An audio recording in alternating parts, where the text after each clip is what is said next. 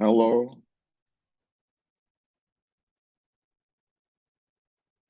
Good afternoon, Gerald. Can you hear me? Loud and clear. You got me? Yes, sir. Loud and clear. We have the technology. Damn. I'm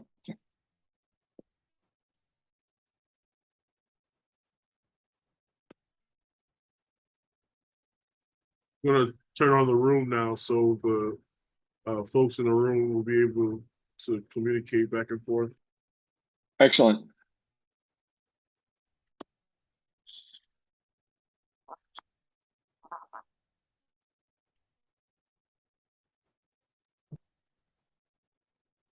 Hey, Gerald, can you hear us?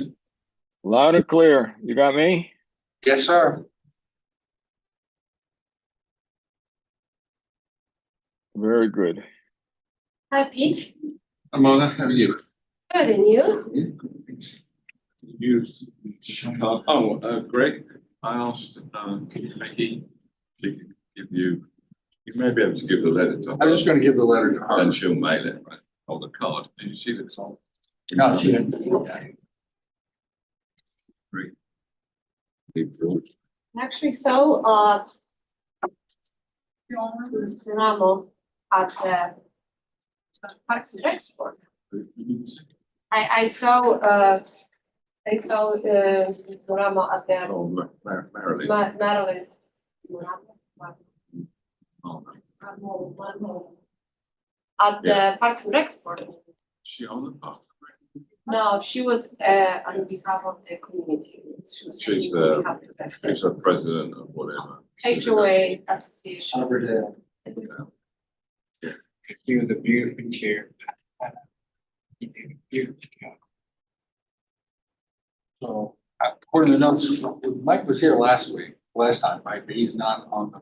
Yeah, it was a little confusing. That surprised me. That was. Mike? Oh, that was his last, Yeah, that's the first notes. He's on the minutes.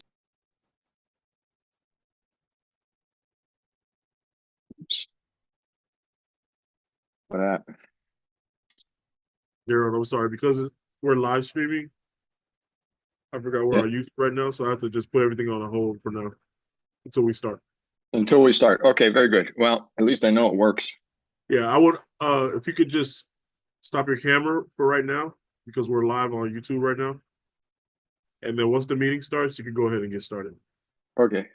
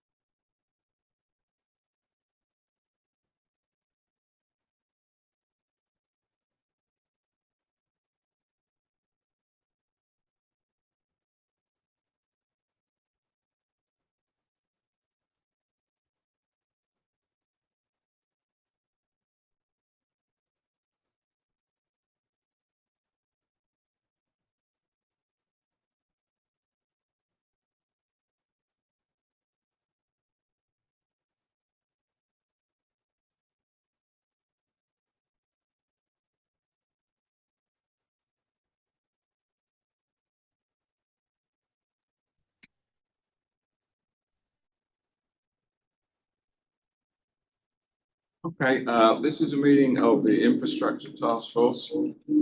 It's Monday, April the 7th at 2:01 PM. So I'd like to call the meeting to order. If we can call the roll, please. Mr. Angeli, Here via Zoom. Mr. Barnett, Here. Mr. Grabsky, Mr. Leary, Here. Mr. Lambert, Ms. Retzko, Here, Mr. Walters. Here. Ms. Way, Mr. Zelman, Here. and Chair Partington. Yeah, Yep, quorum. so we have oral. If I can get a motion to approve today's agenda, please. Further discussion. Okay. Second. Moved by Ralph, seconded by James. Any discussion on the agenda? Yeah. Ralph? I believe we have to amend the agenda because do you have a vice president now? Yes. We do. Okay. Ms. Malta? You two had some more discussion. One of my other committee, we have a chair. Okay, so the agenda is approved. Next we have, Got to carry the motion. oh, okay, so all in favor of saying aye. Aye. Any opposed? Passes. Next is approval of the last meeting's minutes of March 3rd, 2025. Move to approve with and without corrections. Second for that? Seconded by Craig. Any discussion, any additions, corrections, you think on those minutes?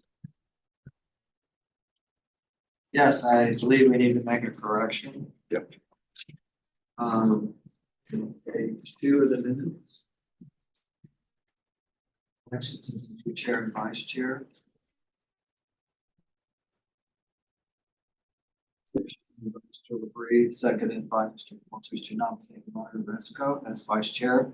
The voice vote, Ms. Resco was unanimously elected vice chair, not chair. Yes, that's right. Yeah. With that, alteration, let me just check, make sure that Vicky has that. Oh, it's the second. You have that? Yep. Should not be elected chair, it should be vice chair. Sorry. So No, good point. with that, No hard feelings. that correction. Vote to approve. This is not. Roosevelt. Those in favour, please say aye. Aye. Correct me if I'm wrong. At the end of those minutes, there were requests that I noticed for further information. I just wanted to follow up on those, not personally, make sure that staff reminded that Martha and Ralph requested further information. Should I raise that now, the reminder, or should I do it under member comments? No, you can do it now. Okay, so at the end of those minutes, Martha wastewater treatment. Said he would email. If you get anything, No.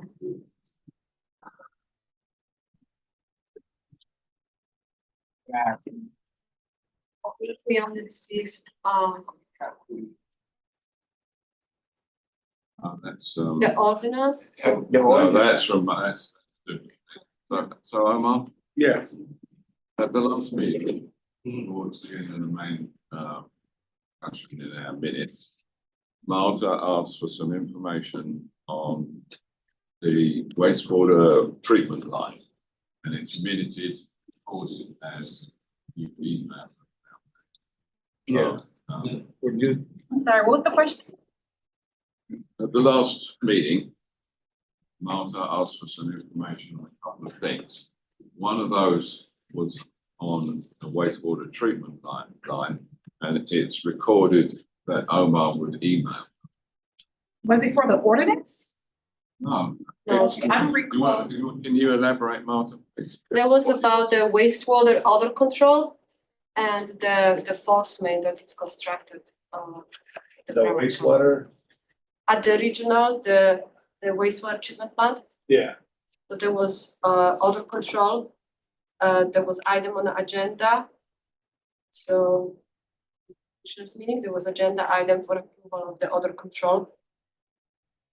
I don't know if that was approved or not, but there was the community request in that area to address the odor control at the commissioners meeting. Smell. I know there was AECOM that submitted the proposal, but I don't know if the city moved yeah, forward with that so- proposal or not. but I didn't know, It was not. FQ published by the city, so I don't know what the status of this, and I don't know what, there was awarded or I'll not. do more research and I'll forward you the information. Okay, yeah, thank you. yeah. All right. All right, and the second thing that Mona requested was the more information, and I'm not saying that I asked for it at this meeting, just putting this out as a reminder. You asked for information on the redundant line convention center, Correct. correct? There So was- is somebody aware of that? Looking for information on that redundant line that's being built or it's close to completion or something? I think it's gonna be completed, I think it's sometime 2026. Well, you don't have to answer it now, but Yeah. if you would email Marta with the information. Yeah, let's, And therefore all of us, check with, correct, Yeah, to be. to everybody. I think it's Chris. Yeah, she's the thing. Okay, and then the third thing I noted down was Ralph asked for information on the phase of work related to the advanced water from the well field to Five Ash. Various phases, yeah. There's, I don't know, 8 or 10 different phases. And they're putting in the, I guess, the new transmission line from the well field to the well, to the plant. And then the transmission line going down to Five Ash for the high service pumps to pump it to the various portions of the city and other cities, but yeah, I know they had different phases, like 8 or 10, and I'd just like to know what phases have been done and which phase, like maybe it's the redundant line, redundant replacement line. Well, that needs clarification too, as far as we had 2 originally, what was it, like 36 inch lines, small water lines going from the well field to the Five Ash. And so I think there were 42 inch. 42. So the one that is the new one is supposed to be completed mid next year. And it's only one phase. The transmission line from the well field to Five Ash is only one phase. And that was unsolicited proposal by Mancini. And I think they're about 70 or 80% done. So that's moving along. It's probably gonna be completed even before the scheduled date. So that one is, if that's the one you're talking about, right? Yeah, I was concerned that we certainly want to have, a a redundant line. Maintain whether it's the existing 42 inch that's kept intact and then the new line. So that if not that anybody would come along and wouldn't have a permit and then break the line. So, yeah, and that's, that should be completed before the new plan is put in operation. So we can have that redundancy in case, like you said, somebody drills on one or the other two. Great, that's good. Yeah, we That's- don't that's want gonna to be leave done. ourselves out Yeah. for a real disaster. And that's part of the, what we call, the rest of the works that is not part of the water plan, but it's all the Is that the enabling work? the enabling works, yeah, that's part of the enabling. So there was about $200 million for the enabling works, and that's, I think that one is about 40-50 million. I know they had different phases, and I just know that like phase 8 was a segment of the new line coming from the new plant area to 5 Ash to the high service pumps. Yeah. And I just was curious to see what the progress is, and if they're going in some kind of logical order. Yeah, I mean, we can have the contractor give you a presentation on that, the progress of the pipe if you want, but I'm pretty sure it's gonna be done. Ahead of schedule. So it's up to the group here if we want to have a presentation, but I was just trying to get a sense of what different phases there were and where we are relative to completion. Well, what I think is at some point, we should probably have a presentation on the progress of the whole new water plant. Mhm. And then this can be discussed there. And that doesn't have to be the next meeting, but it's such a big project that we probably should. We may not be here in 26. Well, yeah, but sometime, before it's largely done, it would be good to get a presentation on the whole, where it is, and associated things. We can do one on, not the next one, but the one after, but and Well, You- it depends what's on the agenda. We don't want to overload the agenda. okay, let's keep it for you for now and then. All right. Thank you. So now, we move on to the next item, which is the continuation on the discussion on, Chair, yeah, sorry. we have a large group of people here that are prepared, I believe, to speak about the Victoria Park program. I don't know if I can do it now because we've already approved the agenda, but I would like to switch the new business and the old business so we can have the Victoria Park presentation and see people go. And what do I do? Request a modification Request a modification to the agenda. to the agenda, and Switch then you old state business what and new those, business. you state what those modifications is, and be a vote on it. Okay, That's big. I think you want to make a motion for that. I'd like to move that we switch the old business and the new business around, so we hear the new business first. Let these people give their talk, and then they can leave, and then we can discuss our old business. Second for that. Second. All those in favour of that change to the agenda, please say aye. Aye. So Good idea. so now we move to Victoria Park storm drainage. Who's leading that? We are supposed to have our presentation ready. Have you any idea about how long the presentation is? The presentation should be around 15 minutes. 15? Yeah.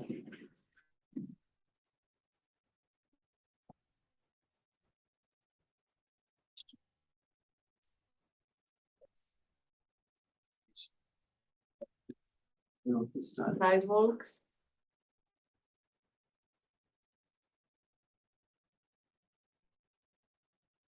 Talk about sidewalks. Sure, why not? You want to talk about Jerry?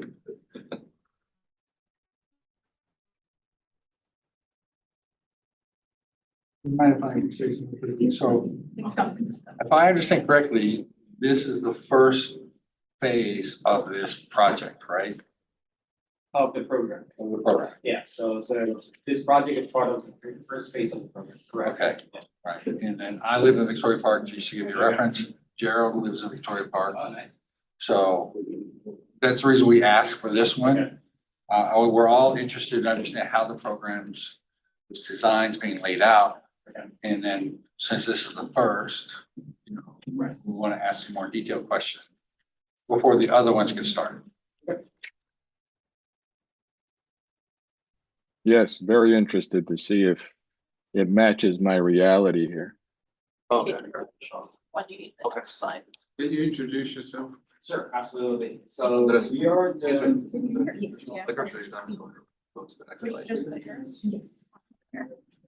join the talk You here. can do it if you want.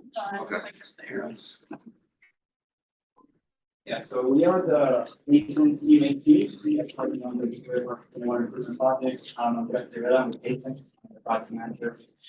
We got David Castro, with CMX is the music finance for the project, he's the New York record. And then we also have Rob Taylor, who's the project manager, Danny Douglas with CMA, and of course, city staff that's working on this project, and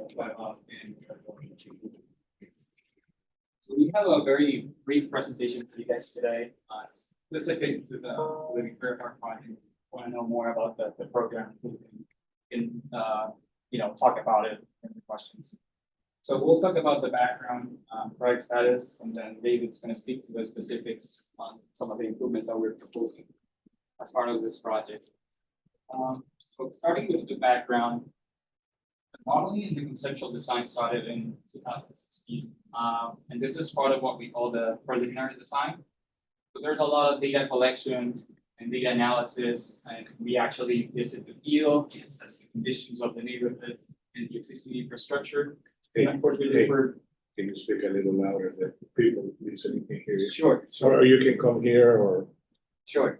And of course, we look for opportunities where some of these improvements can be installed. We reached out to the community back in 2017. We did a couple of public outreach meetings. And there's a very critical piece of information that we get from these meetings. It's the input and the feedback that we get from the residents that help us develop the conceptual design that's really tailored to the neighborhood needs and how we can address some of those concerns that the residents have. So that's what you're seeing on screen is the conceptual design that was submitted and permitted through Broward County back in 2018. Not gonna get into the specifics of how the system works because David's gonna speak to that. But to give you an idea, the neighborhood features two separate systems. They're completely independent from each other. And some of the improvements that we're proposing include exfiltration trenches, new drainage piping, swell restoration, and a new pump station. So as I mentioned, we conducted two neighborhood meetings back in 2017. The first one was in March 1st, and the second one was on June 7th. You can see the actual meeting. And on the right-hand side, you see the flyer that was distributed amongst the residents with the details for the second meeting. Typically in these meetings, we provide a stormwater program overview. We also provide updates on the upcoming project. And of course, as I mentioned, the birds that we get from the residents, and the feedback that we get from them that we incorporate into our design. So that input is collected through input forms. These are actually input forms from residents and Victoria Park, where they can describe in detail, all the concerns they have in terms of flooding, including depth, duration, the location, what type of flooding they were experiencing. And on the right-hand side, you see a picture of a map, a printout that we bring to the meetings, and where residents can actually drop pins and pinpoint all they constantly have and what type of flooding they're experiencing. So this is the digital version of that map. I was just showing the map that we bring to the meetings. We bring that back to the office. And we have all the locations that the residents reported in what type of flooding they were experiencing. So the roadway, the yard flooding, tidal flooding. And we also have some consensus from the residents in how the neighborhood was behaving under wet weather. They reported east of the coastal line, the coastal ridge, low-lying areas where properties were subject to tidal flooding, and then west of the coastal ridge, areas where there was no drainage infrastructure whatsoever, and also where roadways, the swells had been over. So just for reference, the coastal ridge line, the line right here, it's a line of high elevation that runs along the coastline. And what it does for us is that it splits the neighborhood into two different basins. And again, David's going to speak to the specifics on those, but we have to have a different approach for each of those basins. So recapping on the preliminary design, we collected data, we engaged the community, we developed a conceptual design that's tailored to the needs of Victoria Park, and we submitted that conceptual design to Broward County. Now, we get the green light to move into detailed design, and we started the detailed design in 2018. We submitted the documents under a separate task order. However, in 2019, we realized that our drainage layout was in conflict with the ongoing water main project. So because of that, and because of the city wanted to secure the funds to complete the project, the drainage project was put on hold.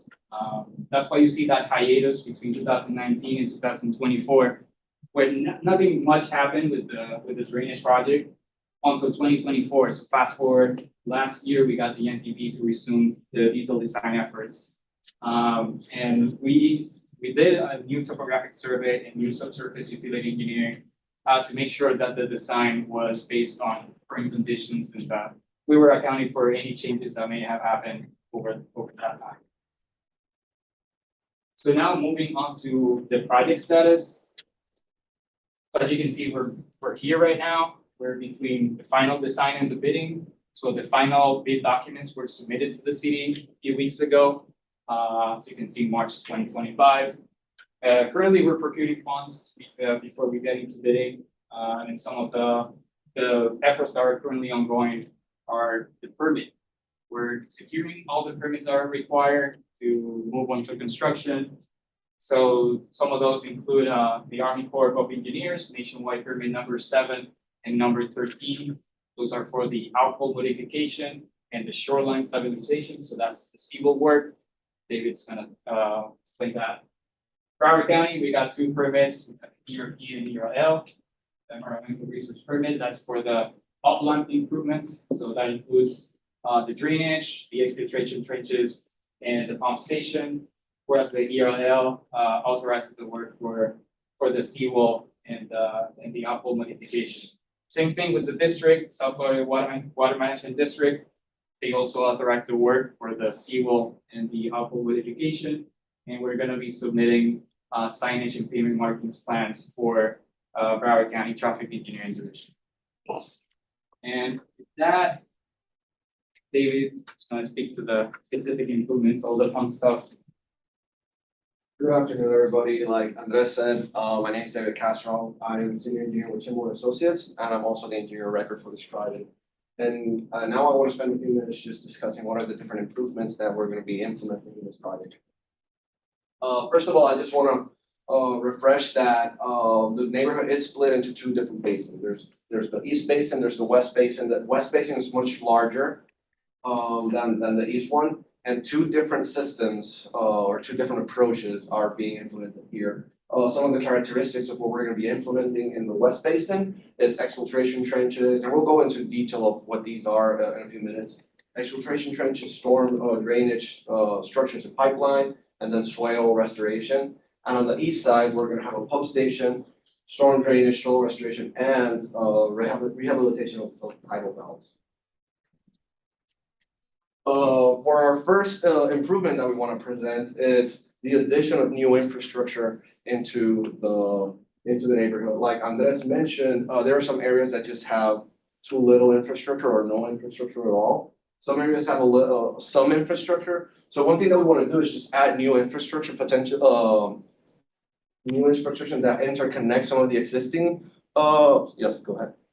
You say infrastructure, can you provide a little more specific what you're talking about? Right, so infrastructure, we're referring to catch basins, inlets, pipeline, and it also extends to, as part of the drainage system, swales for storage and quality. Excuse me, basically, the city has had 2 different systems of storm drainage. One is a hydraulic gradient where the water is collected and then discharged through a pipe that has a hydraulic gradient slope so that the pipe will be flowing full when it goes out to ultimately a pollution control system that either empties it into a canal or lake or dry retention area. Then the other one is the exfiltration, where this is what is currently what we have. We have with pipe going out and dead end, but it's slotted pipe. And it exfiltrates through drainage rock and a fabric filter thing, so it goes out. And the problem in some areas, in lower areas, is that the groundwater level has been rising. And so that it can't maintain it's 18-inch minimum separation from the high max groundwater to the point of discharge. And I'm just wondering if you've taken that into consideration so that your exfiltration new system will have a longer life than what currently is now. Once that water floods up, I mean, it's a standing area. Right. No, and that totally makes sense, in the sense that, yes, you know, there's the exfiltration trench being, affected by the groundwater and the tides. If it's full of water, it's less able to take more water into it. So we'll go through all of the different, things that we're doing, and we are proposing some more exfiltration trench. And I'll explain a little bit more about it. Drainage infrastructure, right? If you see this map here, this is just an example, but the yellow greenish areas represent the lower areas. So we see that there are some areas that are in the red that are higher, some areas that are lower in the yellow. So we are purposely installing new catch basins and providing conveyance, which is a pipeline, to be able to move that water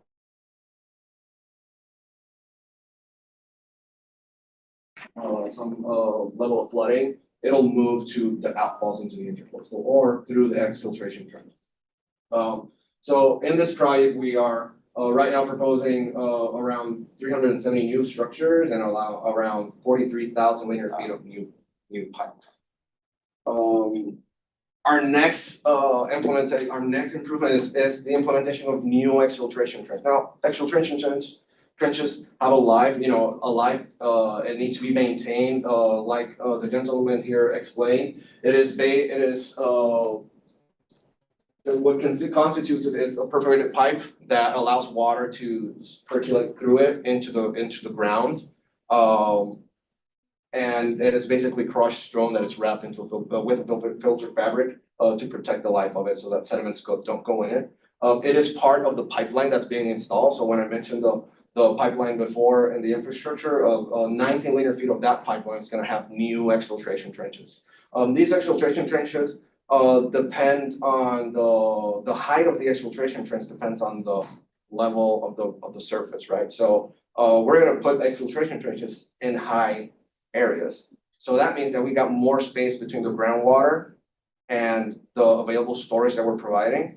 And what happens is that since we're interconnecting all the neighborhood, then when it rains on the lower spots, it has a way to get to where the exfiltration trench is with more volume available, right? Yeah, I'm sorry, how are you identifying which trenches need to be replaced? Which ones need to be replaced? So we have a database of existing infrastructure, right? And we're proposing a new infrastructure system that is gonna connect. So the older exfiltration trench, that may be already like built a while back. So there might be new infrastructure around it. So some of it we're not touching. The pipe still works though. Now we're adding new exfiltration trench, and this all went through a conceptual permit back in 2018. And it meets Broward County requirements of the amount of exfiltration trench that we would need for water quality and that sort of stuff. All right. So our next improvement is the pump station. So this is going to be exclusively on the east side. This is the basin that is tidally influenced, right? So unfortunately, when the tides rise, water just gets through the existing outfalls into the neighborhood, or it does not allow.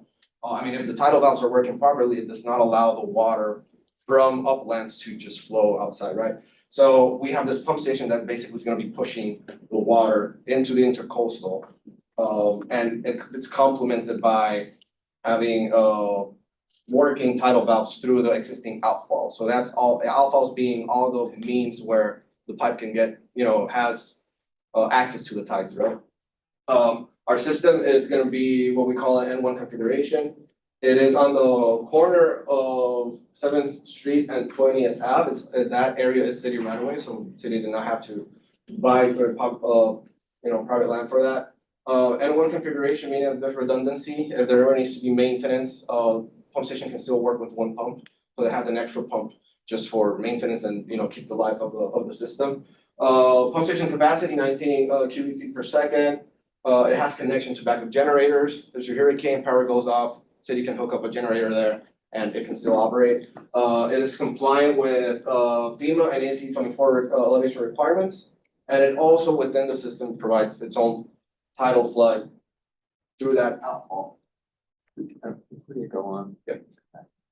So, I remember my streets in Victoria Park. This is where you go down 7th towards the 20th Avenue, and there's like a housing development there. I don't know if it's low income or mid income or aged, I don't know what it is, like a big apartment complex. There's an apartment complex, yeah. Right, But okay. yeah. So they flood really bad. I know I've been there before when the water is this deep. So what I'm hearing you say is that there will be a pumping station there, and the water will be flowing into that, and it's gonna be pumped into the intracoastal. Correct. But if you're at high tide. Right. And the water's up to the seawall. Right. So this is a temporary, it is part of a bigger vision here. Broward County has an ordinance, and we're gonna talk a little bit about that later. Broward County has an ordinance where they said that, all the seawalls or tidal barriers need to be raised to an elevation of 5. Now, that's gonna be higher than what the tides are gonna get, with the projected, sea level rise. So we're gonna raise, in the next slide, we're gonna show how we're gonna raise the seawall for the portion that belongs to the city. But each resident is responsible for raising their own seawalls. So when all that happens, then it'll be a closed system and it'll work properly, so. Sure. Yeah. That's my soap spot. Okay. And you're going to make sure that the city can do their portions of the seawall.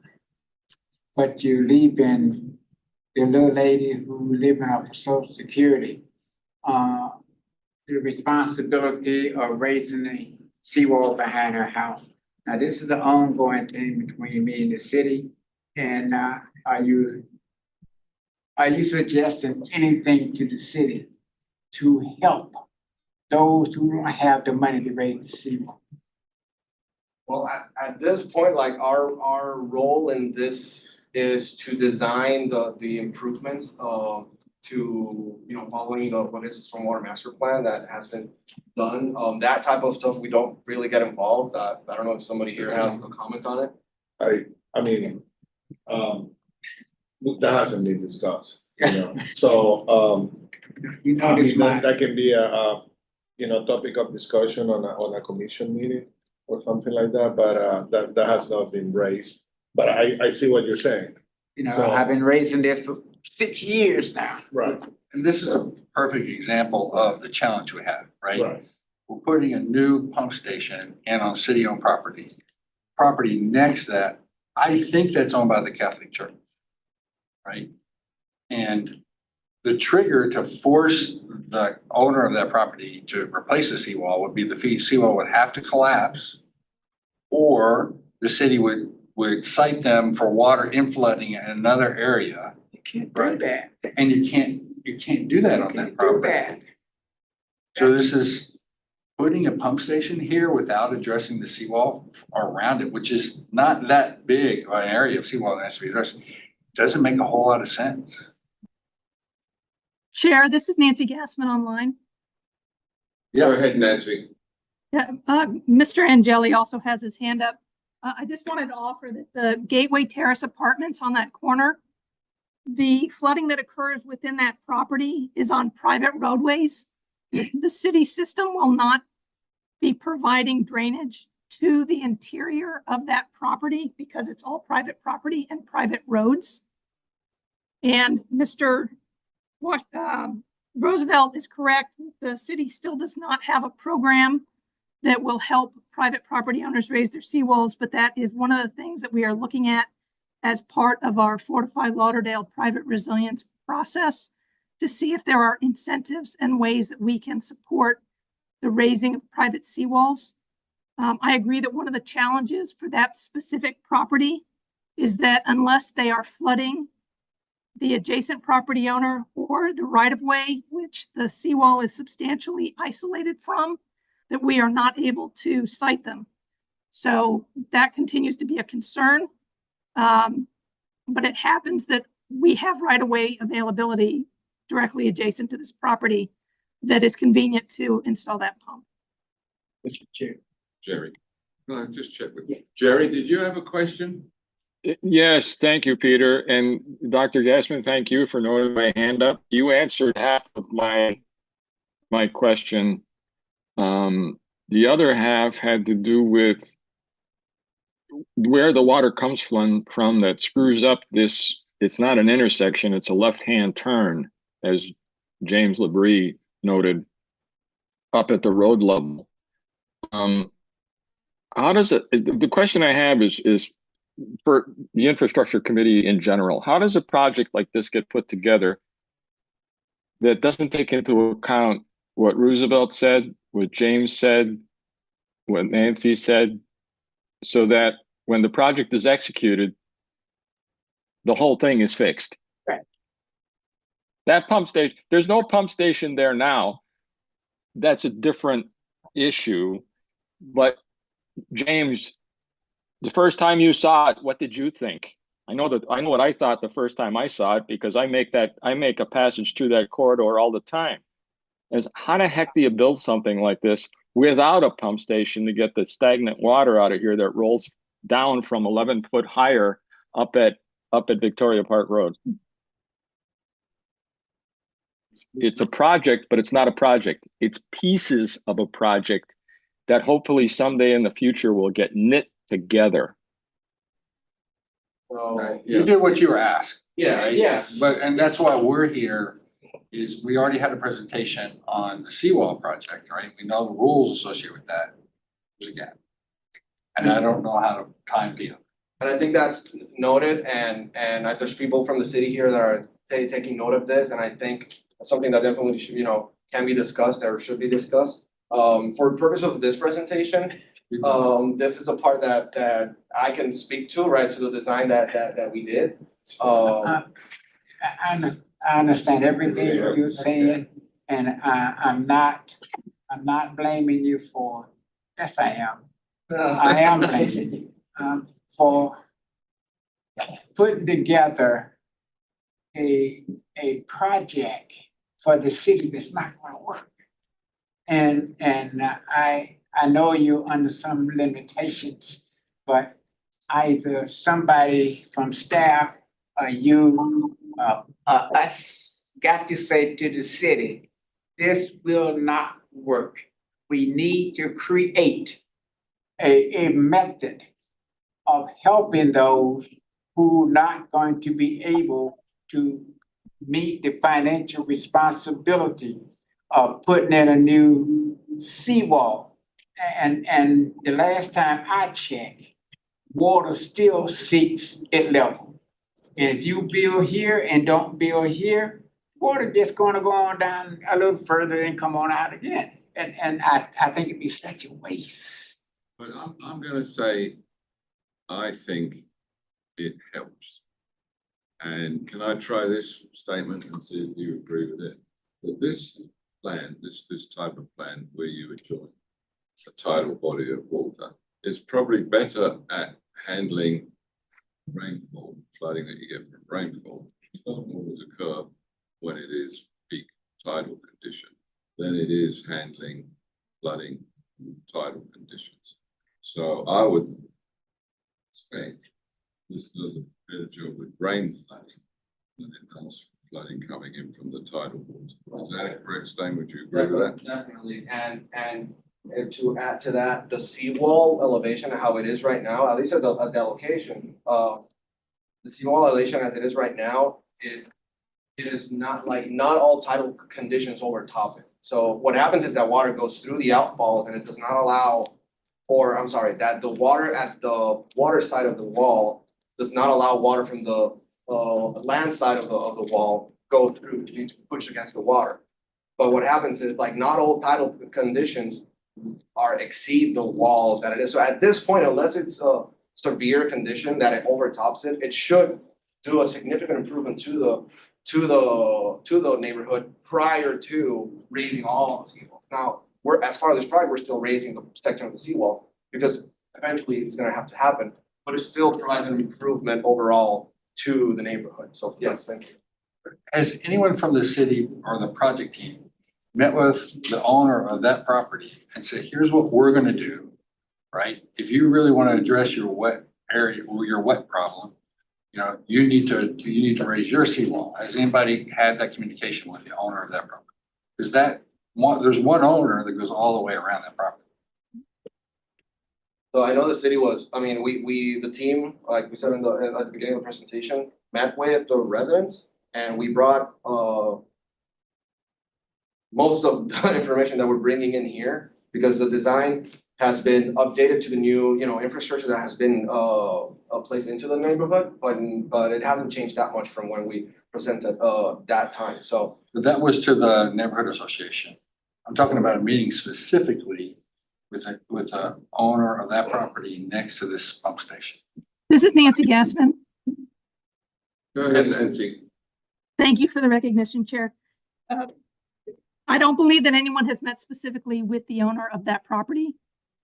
As pointed out, they have an enormous seawall. And to address Roosevelt's point earlier, when you look at the city, we have 165 miles of waterway. Each waterway has two sides. So the potential is over 300 miles of seawall. And of that, the city is in ownership of about 6 miles. So it is very difficult for the city to contemplate taking financial responsibility for 300 miles of seawall. The Gateway community is very challenged by their seawall. And I agree with something someone said earlier that this seawall at some point is going to get into disrepair if the residents don't maintain it, and they will eventually be cited. And it will be a very problematic for this apartment complex to be able to replace that seawall. That said, we have cited similar properties on Hendricks Isle, on Las Olas Isle, on Isle of Capri, and they have come forward and raised their seawalls in order to address the flooding issue. So again, it's very difficult for the city to take responsibility for 300 miles of private seawall. But this is Greg Barnett. I'm not asking anybody to take responsibility for the seawall. I am asking for somebody from the project team to reach out to the manager of that project or that property and tell them what we're doing. And then say, look, if you want to address your problem, you can match us. Just have the conversation. I'm not saying take responsibility. Just have the conversation. Roberto Benford, the Stormwater Division. I don't think it's in the best view for the city to recommend that, just because that might not be the only problem they have. And we don't want to give them false expectation. They need to hire an engineer to figure out what's actually happening there. It may not just be the seawall, and if we say that and let's say they do it and they still flood, they're gonna come back to us and say what happened. But they may not even know about this project. They have to know about this project. Well, you say that. We had this HOA meetings and all the residents were invited to this. Well, this is a strange development because it's a sort of corporate entity. I don't know exactly who it serves. And I doubt that the residents that live there would possibly come because they're relying on whoever is running the whole area of development. I've been on some of those HOA meetings and a lot of the residents come, not only the HOA people. I mean, we had rooms full of people that they were residents and, I mean, that's why this is advertised and we have these meetings, Peter, Who's speaking? Jerry. Okay, James has got his hand up, Jerry. So I'll go to James first, then you. So, Omar, what we're asking though is that someone within the city or on the project, somebody reaches out to that particular complex, whoever the owner is or project or the property Just- management team and say, look, this is what we're doing, be very specific. And see, I like the idea, hire an engineer. You're gonna need to hire an engineer. Because if you don't, you're gonna have continued flooding and you need to find out what the solutions are. That's all I think we're asking. Yeah. Am I That's wrong? all we're Without asking. any, Jerry, you had something to say, please? No, just a question. Dr. Gassman, do we have the statistics for how often, that's the river there, comes over the seawall versus a rain that floods the street, 20th Avenue? It's, I think that we could probably generate that information, knowing what the height of the seawall is on the city property. We just finished the seawall master plan number 2. And Yeah. this property was likely included, so we would know what the height of the seawall is at our property, and we could make a calculation of how often the water levels have been above that seawall. I don't think we have the information readily available right now. That would be helpful to this discussion for 2 reasons. The fellow that's given this presentation mentioned that in a heavy rain, that left-hand turn area becomes a lake. And the water doesn't go away quickly. There's no place for it to go. Can't go uphill. And No, so Mr. Angeli, I think that if you look at what the plan is, the pump will be connected to piping that will help drain that roadway. Yeah. oh, no, I get that. The future in that regard of the design, I get what the design will do. What's the bigger problem? Coming over the seawall or not getting rid of the standing water? If it's not getting rid of the standing water, then hurry up with the pump station. That's all. That's the only point I'm making. We have a gentleman from the design team, I think. Yeah. Jason Sawyer. Thanks. A few things I think are really important here. Can you give your name? Rob Taylor with Hazen and Sawyer, sorry. The point was made about, how frequently does it overtop the seawall versus how often are we inundated by rainfall? And that the problem with that, as has been mentioned, is that we don't have enough elevation head to drive that water out the existing outfalls via gravity. The pump station will help us resolve that and be a real benefit in the near term relative to that. The point relative to the property adjacent, the city needs to take advantage of the opportunity that's before it now and get done what it needs to get done on its property, realizing that things adjacent to it are gonna have to fall into line eventually. Certainly glad to meet with that property owner, but Roberto has an excellent point, because if we simply go through and we decide we're gonna extend the raising of that seawall without them doing other things that they will likely need to do, you'll exacerbate their flooding problems on the property. So it needs to be looked at comprehensively from the adjacent property owner's standpoint. So I think the idea is we need to get done what we can now, which was what's in the city's purview to take care of, coordinate as best we can with those adjacent property owners. Omar and Nancy, I think, both mentioned private resiliency. We're hoping to come forward with ways in which we can assist property owners that may not necessarily have the wherewithal to make some of these infrastructure improvements. But hopefully we'll get someplace with that and they'll be in a better place. But I think we need to move forward with what we got on the slate right now, because it's gonna make an improvement, particularly for that east basin that we showed in the Victoria Park neighborhood. What's being said that I see is that this is actually a slightly unique piece of property. It's a large piece of property in corporate ownership. So it's not like going door to door to all individual owners. And it would seem to me to be worthwhile to reach out to this one owner, tell them what's happening and say to them, you may be able to take advantage of this if you retain your own engineer. And maybe you can improve things simultaneously, because if you're pinning all your hopes on what the city is doing, it may not be solve your problem. Put it like that. Right. So- And Roberto, Omar, Nancy, glad to go with David or Danny to meet with them to make sure that they understand kind of what's going on, and then they can kind of plan their actions accordingly. Who was next? Roosevelt? No. Ralph. So we'll do that, I'll coordinate that activity with these residents so we can Yes, whoever speaks for that property, you Yeah. really need. Okay. I think, thank you. I think the key method is, master planning coordination with all involved. I mean, I can recollect when I was with Broward County, in charge of the neighborhood improvement projects.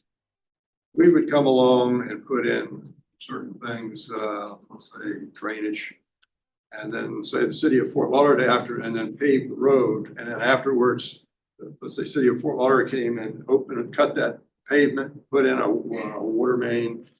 So it takes all players to be in the same concert to master plan a project that's going to handle flooding here and it won't create flooding there.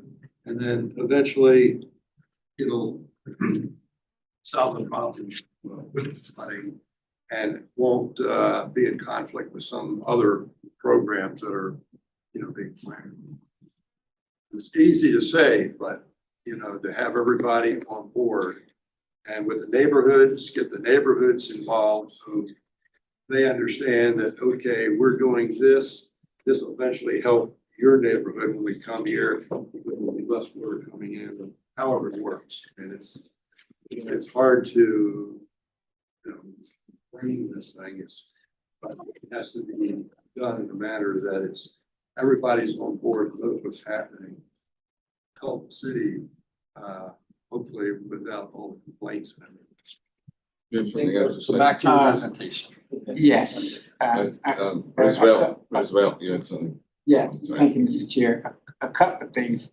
One, I'm not asking that the city take on the financial responsibility for the whole neighborhood or for the whole city when it comes to these seawalls. I'm asking the city to develop a method of allowing me, I don't have a seawall, but allowing me to pay for my seawall down the road. When they did sewer, when they made it mandatory for everybody to put in sewer, what did they do? They said, we'll do it and we're gonna put it on your water bill every month until you get it paid off. And that's all I'm asking. I just don't want to, some little old lady, some little old man to be constantly fined to the point to where they lose their home because they couldn't put in a damn 20-foot piece of seawall. And you leave me between a rock and a hard place because it's difficult for me to go before the city commission and argue since I sit on this board. And there's a whole lot of folk who don't know when to argue or who to argue with. I do. Okay, can we finish off the presentation? Thank you for the video here too, so they're taking notes of all of your concerns. You've got more to this presentation, right? So Go to the next let's one. get to the end of the presentation. So discuss the pump station. As far as the pump station, there's the outfall of the pump station itself. This is gonna be replacing an existing outfall with a bigger 48-inch outfall. Bigger the pipes, it means that the flows that are coming out are gonna have, more speed, so it protects the bed of the canal. There's also gonna be additional protection provided riprap, so that we make sure that the environmental component of this is also protected. And in this location, we're gonna be proposing to replace around 40 linear feet of seawall with sheet pile systems and concrete cap to meet the Broward County ordinance that we discussed earlier. Our next improvement is the implementation of swale. Now, this is gonna be something that's neighborhood wide. And what we're gonna do is we've seen locations where there's a space of grass areas that can be graded to provide some more storage. Now, the benefit of this is that water that could have been accumulating in the road now has a place to move to the sides and accumulate on the sides. So we are proposing around 12,000 linear feet of swale, and which will provide volume. water quality to the runoff in the neighborhood. And finally, there's a series of outfalls through the east coast of the neighborhood. Most of them are tied to the east basin. One of them is tied to the west basin. All of those outfalls will be assessed, and depending on the operation of the existing tidal valves. So if you have a tidal valve that's not working, then you've got the tides coming into your system and not allowing the system to operate, in its most efficient way. All those outfalls will be evaluated and rehabilitated, and tidal valves to be replaced, as needed. And that concludes our presentation here. We're glad to be involved in this project and to provide the design for the improvements of the park. And if you guys have more questions, What's the estimated cost of this project? The estimated cost. So the cost before the allowances is close to 43 million, and after the allowances is just under 48. 40 for Victoria Park only. Just for Victoria Park. Greg? Yeah, question on the overall objective of the project, right? Is, for instance, on rainfall. For this project, what level of rain is it designed to handle? 2 inches, 3 inches, any kind of water volume? And I had a similar, exactly the same question. Is there a design standard that you're working to? So there's a Wales Stormwater Master Plan that multiple neighborhoods, this is part of the first group and. Yeah, I will. So the ambition of the city throughout the plan is to protect its roadways from flooding to an impassable nature in a 10-year, 24-hour storm event. That's just about 8.5 inches of rainfall. It has been noted, I think, to every neighborhood we've been to. I know Dr. Gassman's on the line and she always is clear to make a point of it. There will be places within some neighborhoods where that just isn't achievable.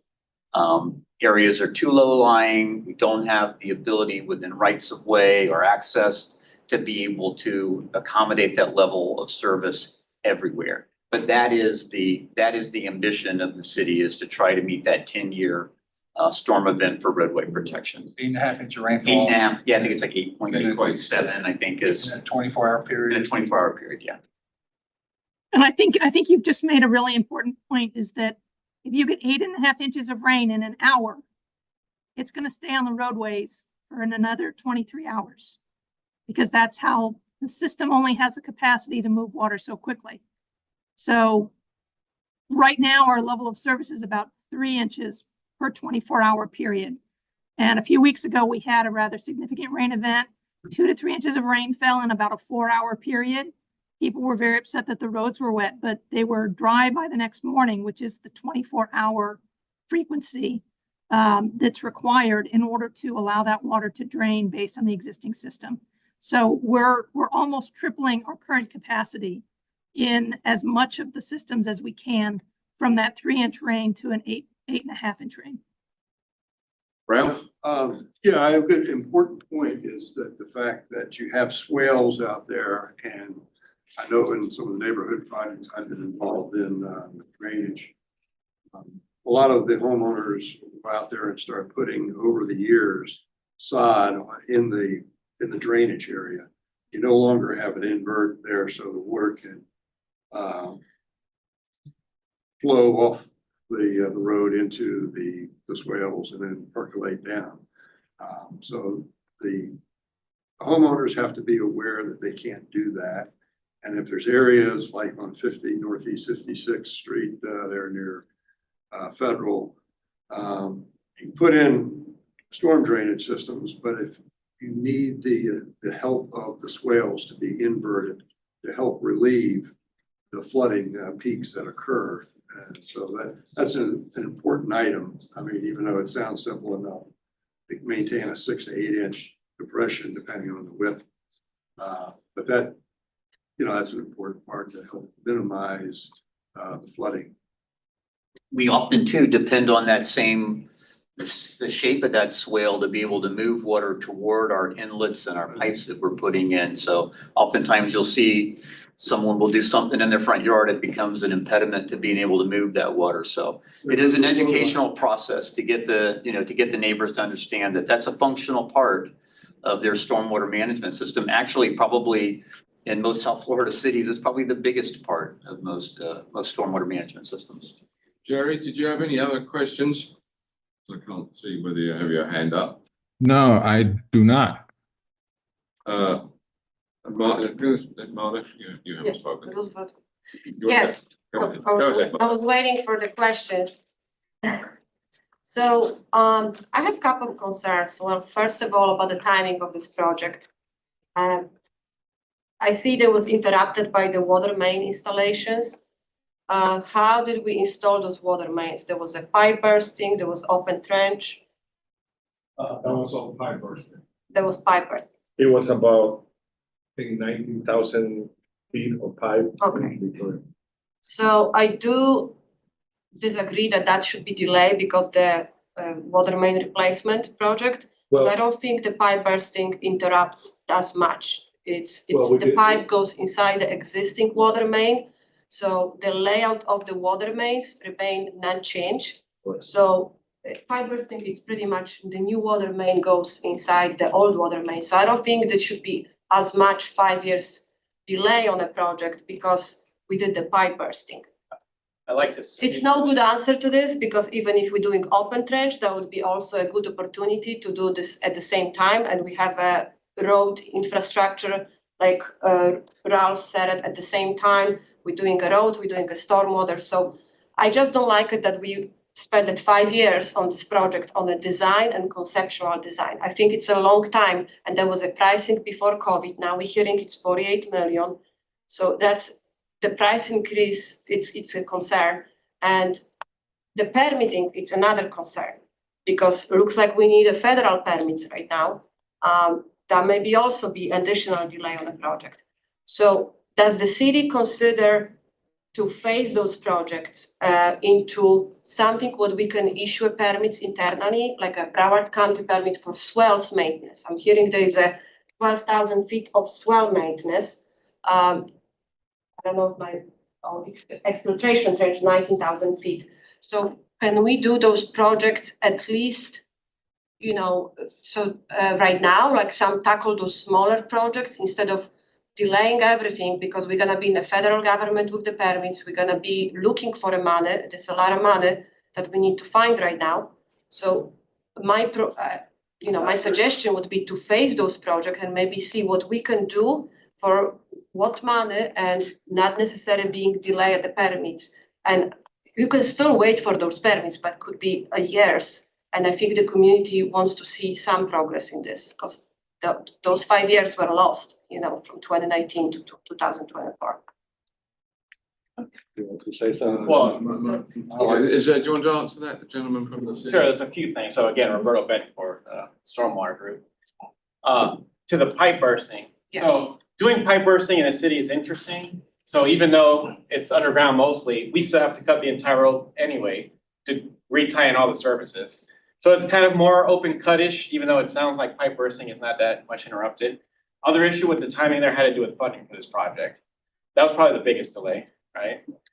So does the city has a funding right now or still? No, we do No, we're not. still working on it. Correct. You have some of the funding. Yes. We have some of the funding, but that's where the bond comes in for this project. We need that bond to fund this project. But during the pipe bursting, we just didn't have the funds to do this project. And like he's saying, a lot of the connections on pipe bursting. Yeah, the we still service got- lines, which is fine, but the pipe bursting didn't took 5 years in that community. No, but we didn't have the money to do the project during the whole 5 period. So 5-year period. that's why my suggestion is maybe what we can do, we can look this project. I see it's very complex design, but I don't want this to be delayed by the federal permits. And I don't want this to be not happening because we don't have a full amount. So can we phase it and then maybe we do little piece by piece, maybe we do swells. And then as we're still fighting for a full design, full funding for the project, maybe we can, wait for the permits in the meantime and get something done because, you know, I don't want us to do nothing because we don't have a 50 million right now. So we are ready to go out for bid. I mean, all the permits have been, The permits have been, part of the permits have been submitted, we're in the process of submitting a few of them, but the timeline of a year of permitting is not what we anticipate for the project. And even the permits that, which are the Army Corps ones, which are the longer typical ones that take, have already been submitted months ago. correct, So we've taken, you know, a step prior to the final design, we finalized the portion that applied to that. We did that and it's already in the. So the question is, how you guys, so you guys put the bids right now, so, no, we haven't yet. you Because haven't yet? we haven't, we Okay. need the funds. So right now, we're working through getting the funds to put it out for bid. Once we get the funds, we put it out for bid. Mhm. Now, it could be until October first if we don't get the funds before that. We're trying to get the funds before that time. So if we get it in a month or two, we'll put it out for bid, whatever it takes to, you know, to select a contractor and go on with that. But here's the big picture and the big suggestion. That is, a lot of these projects going forward are going to need swale work. And the idea would be, you know you need swale work, relatively straightforward. Can't that be progressed in advance with some money that's possibly dedicated to swales? Well, and so we will forth? have to break. So you're not waiting for 100% of everything But we, when you've got some but simple we will things have to in there. break out the project in different phases and give it to probably different contractors. And I think to expedite the project, it's faster to do it as a whole. I mean, correct me if I'm wrong. Not only that, you'd increase the cost of the project overall. You would increase the cost of the Well, project. not necessary, it's probably different contractors, one contractor is building seawalls, another is building lift station, another is the expert for the swells. I think The guy from the swells doesn't know how to build the station. I think one thing you gotta be cognizant of as you're thinking about the swales, if there are places where all we're doing are swales, then that's feasible. But there are a lot of places where the swale becomes kind of a byproduct of part of the other infrastructure that you're building. So we're gonna put a pipeline down the side of a right of way on one side of the city street. We're gonna build the swale back. Can't really build the swale in advance because you're gonna come back, and you're gonna destroy it when you put that other infrastructure in. So, I mean, you could think about things like that, but you do have to carefully think about what it is you're gonna do, the progression of it, and what impacts other elements of the projects. And when there have been opportunities to do small scale projects like one or two houses swales in order to alleviate an immediate problem in advance of the bigger project, the city has performed that work. Okay, all right, Greg? Yeah, I'm concerned that the community outreach for this program was in 2017. And it's now 8 years later. And, you know, we did 2 meetings in 2017. Since then, we had the April, was it 2023 significant rain event? Was it 22 or 23? 23. And we've had a lot of construction in these last 8 years. So I understand Victoria Parks moved past it. We're about to release our contract, right? Mhm. Well, what's the next neighborhood? And should we be doing a refreshed community outreach? 8 years is a long time. And we are, with all the new neighborhoods that we're doing, that's what we're doing now. We just had, how many, like 12 or 13? We met with 17 different neighborhoods in various combinations over probably the last 3 to 4 months. Okay. So those would cover all of what we're calling the phase 2 neighborhoods. Victoria Park is the second to last of the phase 1s. But we'll also go out and have outreach prior to construction. Absolutely. So we will be getting back with the community again. And we have to remember that overall, this is a very ambitious program, because if you go back 6 or 7 years, there really was almost no stormwater program. We've literally gone from like nothing to 100 miles an hour in a very few years. So, you know, we can criticize, but I think the ball is rolling with some speed now. I think James? Yeah, 2 James? points, and kind of thank you for giving me the segue. Have any of the projects in phase 1 been completely finished? Yes, Edgewood? Edgewood and River Oaks. Okay, great. So I think we should see that. I think a presentation on the success and what you've done there would be really great to see. after It's a a- 2-inch rainfall. It's a little, James, I think it's maybe slightly premature because it hasn't all been in operation for more than. Well, maybe it'll rain enough tomorrow. That's what I was saying last time, they hadn't had a big rain to test it out yet, so, you know. So I think we should define what that is, a 2-inch rainfall, a 3-inch rainfall. And is somebody gonna drive around that neighborhood to see how it went? So we've had a 3-inch rainfall and a 5-inch rainfall since those systems have been complete. And yes, we send inspectors out through those areas, through all areas of concern during those times. There is one area of Edgewood that continues to be a concern, and we're doing some additional engineering work to try to address that location. But generally speaking, these new systems are taking a 3 to 5-inch rainfall and managing them appropriately over a 24-hour period. Perfect answer, thank you. Now, Jerry, did you have anything else? Just one quick one that I wanted to add to what Greg said. If I'm sure you guys play Family Feud. 100 people in the studio audience were surveyed, and the number one answer is 7th Street and 20th Avenue. 6th and 17th is second. 5th, or excuse me, down by Fresh Market, third. This is the number one spot in Victoria Park. And Peter, I respect your opinion about this thing went from 0 to 100 miles an hour. Yeah. But it's still the, what, 8th year of a 2-year project to get something completed. If you can't do the number one thing quick, don't tell anybody you're going to do it. Until you got, and you don't have the money. We don't have the money yet. Well, the only thing I'll say to that is I happen to know that Edgewood and River Oaks were basically nowhere 8 years ago. There might have been a plan in the drawer, and the city commission and this group deserve some credit for pushing those forward. And we now have these bonds, et cetera, So that's the context of what I said earlier. Can I ask- And we need to move this on, but Greg, and then one more.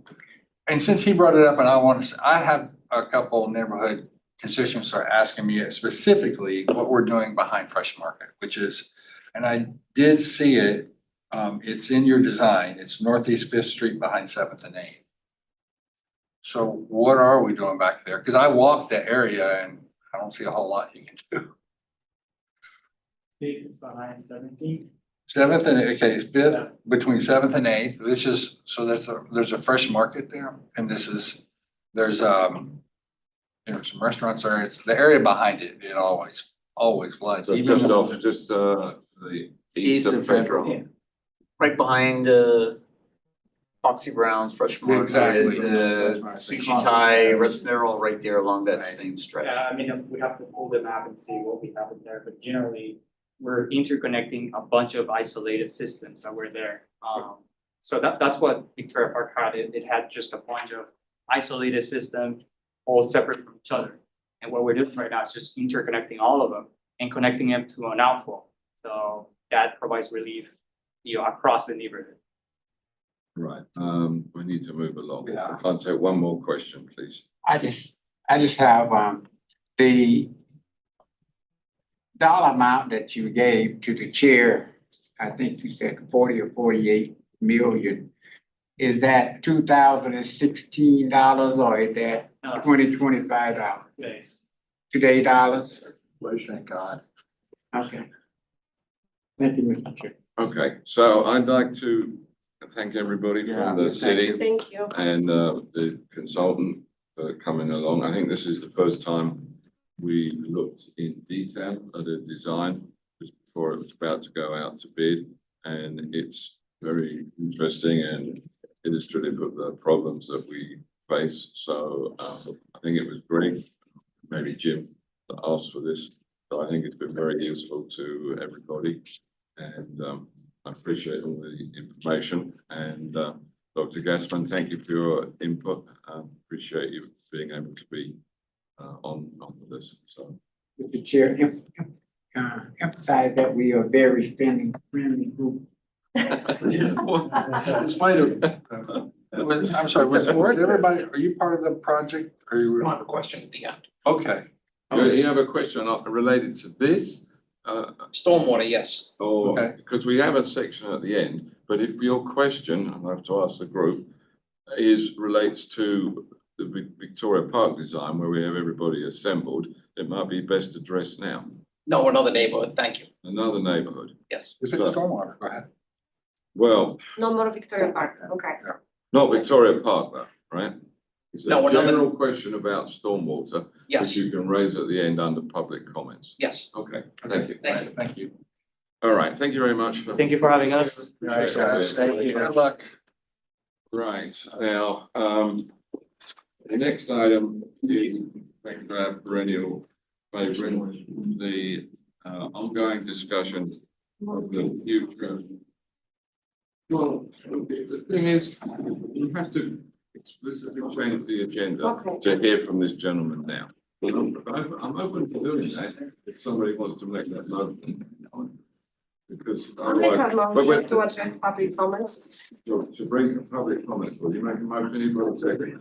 A motion, there's a motion to bring forward public comments now. You don't wanna. Any, we have a motion, we have a second, any discussion on that? If not, all those in favour, please say aye. Aye. Okay, sir, you're up.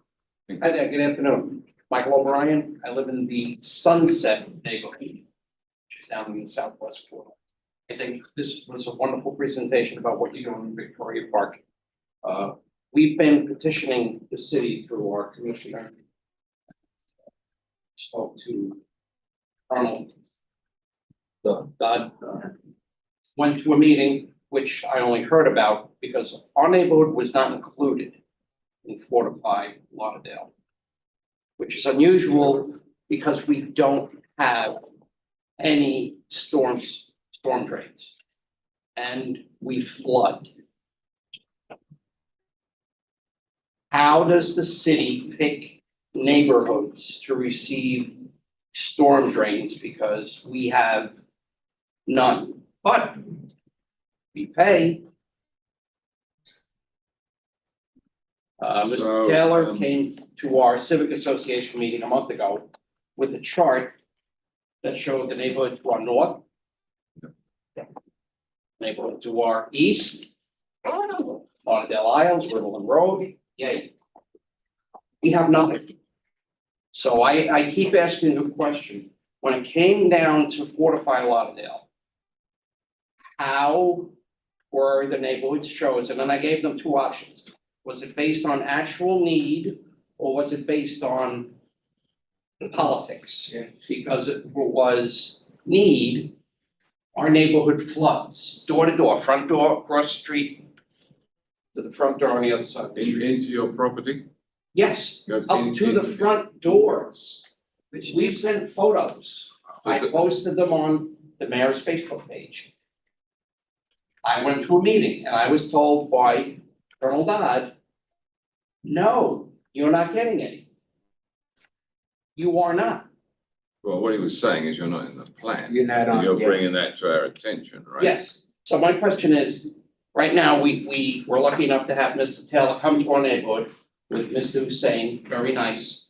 After the city failed to come to one of our civic association meetings to address this, they were just no-shows. How do we make sure we stay on the radar to get lines down 3 main streets that crisscross through our neighborhood? And again, how were we left off? Well, I'm gonna ask the senior city staff person here today to give his answer to that. And then I might give a slightly different answer to it. Omar? Well, I wasn't involved when Alan was doing that. Absolutely. But hey, Rob, I mean, I guess we can look into his situation. Well, they did, they came out. Okay, no, I know they came to your HOA meeting, but what was the result of the? We identified 2 or 3 streets that are kind of the main umbilical cords into the neighborhood. But if Okay, we were able to extend, as you know, we're working on Riverland Village immediately to their east. And we had already planned for a couple of pipes to be stubbed to the corner or the edge of Riverland Village and Sunset. And so we've looked at the ability to extend those into those 2 or 3 streets, which should at least start to help with the flood conditions that they have to deal with. Are you doing that at the direction of the city or just because it's been drawn to your attention? So you thought you'd take a look at it and then bring it back to the city for consideration to expand what land nearby? Yeah, I mean, we worked in conjunction. I mean, they're obviously helping with the modeling portion. And if it's something that we can incorporate into one of the projects, if we're able to, we're definitely gonna accommodate it. Can you give your card to this gentleman? Please? I wish I had cards. I've only been in the role for 4 weeks, so soon I have cards. Can you give him your telephone? I am concerned, you have my contact, I believe. I'm Chair, concerned, may I make a comment? I'm concerned, I keep hearing the word if, Oh, so for this one we can. Yeah, right. because again, we flood and you keep saying stormwater drains. No, we're trapped in our houses for 2 days, 3 days during 2023. We could not get out of the street. And you have no infrastructure, right? Which is what You're saying there's no, Mr. Taylor Yeah. showed us a map. there's no, There are storm drains to the well. Chair, may I make a comment? Yes, this is Dr. Gassman. Yes, I- On the line. Yes, Dr. Gassman, go ahead. So as part of phase 1 of the stormwater master planning, the city did a citywide model. And that citywide model informed where the neighborhoods were that were next in line as most vulnerable to flooding. Please keep in mind that as we are designing these systems, we are designing for a typical rain event. The April 23 flood was a 1,000-year rain event. It is not a typical rain event. Even in the brand new infrastructure for Edgewood and River Oaks, if we had a 1,000-year rain event, that area would flood because that's well beyond the specifications of the system.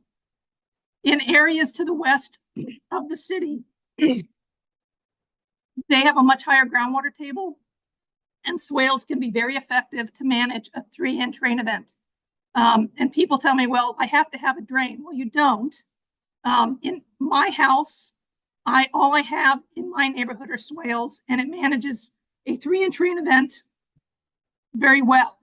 The city has reached out and tried to adjust where we can, and recognize that the original set of neighborhoods that we had designed for, or we had planned to design for the stormwater master plan phase 2 was 8 neighborhoods.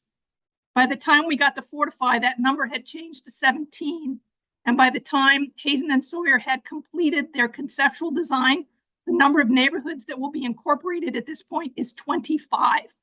That's about a third of the entire city that will be incorporated in the second phase of the stormwater master planning effort. So we are doing our best to incorporate every vulnerable neighborhood, but the expectation that if we get a 1,000-year rain event and that we will be able to manage and keep everyone dry during that event is not a realistic expectation. But a neighborhood that has 0 storm drains, I would think should be higher on a priority list than neighborhoods that have something. We have. But when you do the modeling work and you take into account the elevation of those properties, the size of the swale, and you look at the models will tell you this neighborhood is managing a 3-inch rain event or a 7-inch rain event based on the infrastructure that's there, and the swales count as infrastructure. And I appreciate that the lack of having catch basins give people a sense that they have 0 infrastructure, but in fact, you do have infrastructure. It's just not underground infrastructure. The standing water for 3 days would indicate that we have a problem. The lack of storm drains would also seem to indicate we have a problem, and we also pay for them in our taxes. So here's what I suggest you need to do. What I'm hearing is that in what I call a 1 in 1 year type storm, where you are should handle that. You should never have any water up to your doorstep or anything like that. So if you watch the news and look at the rainfall totals, and it shows that in your general area there was 2 inches of rain in the last 24 hours, and you had rain that was coming right up to your doorstep, then you need to take a photo of that, unless it's already gone, and then email the city staff, maybe through one person, copy to Gasman and so forth, so that you're documenting that you're experiencing worse problems than your elevation and the model suggests is actually the case. Because I think that's what you're saying. You're having worse problems than actually the paper study would show. But you're going to have to need to document that for staff, I think, to move it up the priority list. And Peter, we would strongly encourage him to submit that information through our Fix-It FTL app whenever there is an issue there, so we can get staff out to inspect it right away to determine the intensity of the concern and if there are things that we can do about it in the shorter term rather than these long term. If he does that, does that definitely come to the attention of the relevant people for sure? Dr. Gasman. So and Hazen and Sawyer can give you a little bit more information on this, but as part of their effort to do the modeling work for the stormwater master planning, they reviewed the complaints that came through the customer service line. And so one of the performance metrics to determine how bad a neighborhood was flooding was to look at the number of complaints coming from those neighborhoods. Okay, so I would say you should do that, but I'm still talking personally. I'm not a city employee or city staff person. If it were me, I would email the relevant people, 2 or 3 of them are in this room now, and draw to their attention there was only a couple of inches of rain and look how bad it is. Ralph.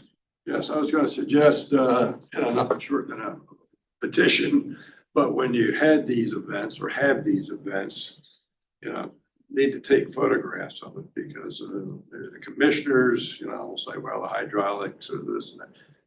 Pictures show flooding up to someone's door. And that's got to get their attention. All of that we have done through our civic association. In your opinion, what level of rain causes the flooding that you're talking about? Well, we had it in 2023, the big rain, then we had it last year, and the rain we had about 2 weeks ago was swell to swell, didn't disappear for 12 hours. Well, we've heard. Anyway, I'm thinking so we're going to have to wrap this up because we have another big item we're going to get to. But maybe on the way out, you'll get the email addresses for a couple of people here from Omar and the consultant, Mr. Taylor, maybe, or whoever he selects. But you are reaching the right people. The right people are on the Yes. phone. Mr. Hussein came out with us and he was very helpful, wonderful. Okay. And I'm here because Bill Brown and Jackie Scott told me this might be a good way to get it. Say hello. They were Say hello. correct. It is a good one. They were correct. Thank you very much. Thank you very much. Thank you for everything you do. No, thank you for taking Thank your you. time. Yes, My pleasure. we love Jackie. A quick question, Peter, Chair. Yes. The disadvantage of not being in the room. What was the neighborhood? Sunset. Sunset Bend? Sunset, it's down by Lauderdale Isles, south of Navy Boulevard. Okay, 441. Yeah. District 4. Great. Get on, Sorens. This is No, District 3. District 3. Oh, Okay. All right. So we got maybe half an I hour, didn't know that. but maybe less to discuss our, I'd like to leave 5 minutes at the end. So we have the ongoing discussion now, just to get this started. I said last time that I would tag on to what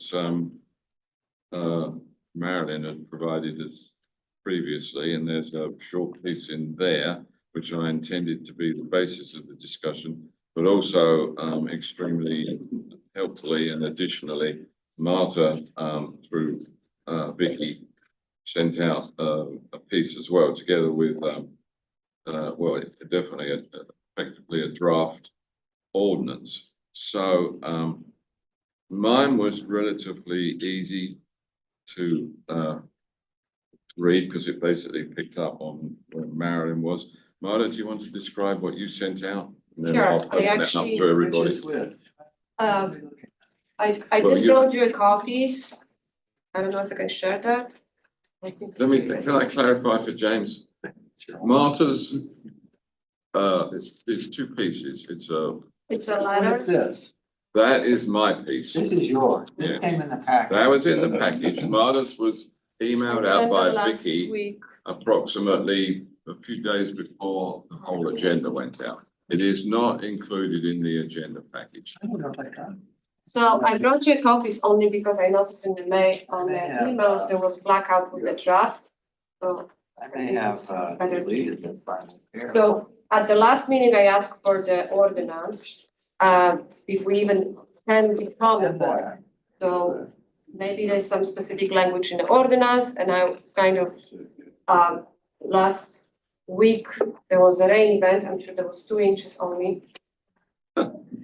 I had nothing else to do, so I read those ordinance, and I think the only option for a permanent solution for this board would be to put that, establish us as a board for the ordinance. So it looks like this is the appropriate language in the city. Right now, we are a task force for a specific project, and as you know, we have to be renewed every year. And I want to clarify, this is not like Chair Marmano said, in perpetuity, the board members. I think, you know, if we become a board, I think the continuity, we can continue our membership because there's a knowledge, there is some transitioning period, and I think it's important for the members to continue that because every year the commissioners, or every 2 years actually, they can nominate they can change the member. Yeah. So it doesn't mean that they must to elect us. So it's really, I think when we, when we inform our commissioners that they can still have a decision who is sitting on the board and representing that district, they kind of may be more welcome to the idea that we wanna have a restart the clock for the current members. But you've read the ordinance. So I read the ordinance and it looks like the commissioners, they have 2 choices and the language is in that letter on the first page, section 218. It says that the commissioner have 2 options. Option number 1, they can elect, they can create a board with the supervisory responsibilities for the public utilities and public works and establish its scope and procedure. Or can assign that oversight to the city officials without the creation of the board. So they have 2 options. That's what Well, that's what that says, but Correct. don't bear in mind, that's not what they've been doing.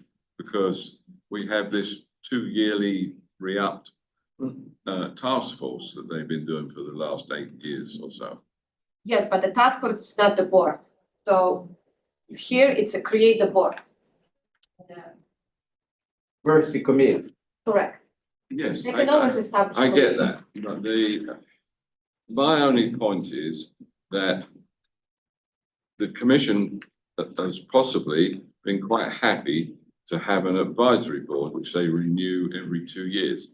We, I think, and I agree with this, are of a mind that it would be better to create a board, but I'm not sure that we go to the commission and say, this is your only choice. You either forget about us or you create a board. I think it's much more open than that. Correct. It's not, they can continue through the resolution as we desire, or they can discontinue, right? So Is that sort of a default to do Default. that? The What? default to do that, To do what? Sorry, James. to discontinue or continue with the once a year committee thing. That's So- the default. But Is they it? might, we were created to do, they listed, I don't know, 3 or 4 tasks, which were actually, we actually did. And then they effectively said something like, oh, this has been so useful, will you continue your work? And in the enabling resos that enabled us to continue, they didn't really ever specify much in the way of additional tasks or anything. So we've just been kind of finding our own way. And the purpose of this discussion is, what do we go to the commission with to put in front of them? Isn't it a good idea? It's a question to create a board now, or don't you agree with that? So to answer the question, Chair, if we wanna establish permanently a board, I'm not saying about the members, the board, Yes. if we wanna have a board, have a permanent structure in the city, so just like Parks and Recreation and a similar board, the only way is going through the ordinance. That has to be, according to the city ordinance, only changing the ordinance would give us that permanent structure. Yes, but are you saying that it's not possible for them, because it clearly is, to have an advisory committee, advisory group, like they were called one time, that they just keep, perpetuating every 2 years? That They can clearly do that. every year, it's annual. Well, they So seem that- to have been doing it for 2 years. This year it was a year. She's not But saying. it was only a year for some of us. Yeah, but that's, That No, Greg, it's not the about, three of us Greg, only got 1 year. Do we yeah, I even agree. have to say this, though? for me. Do we even have to say this? So for us, we can't really change the ordinance unless the city staff can introduce ordinance or the city commissioner can introduce Yeah, ordinance. but So we need a don't even sponsor. know that, If we, that they- exactly, that they want to create a board. James? Okay, so I'm just reading this now. I didn't see it before. I apologize for that. But it seems to me, we don't even need to say that. I like the part where you get through the second paragraph, structured and codified through the city ordinance.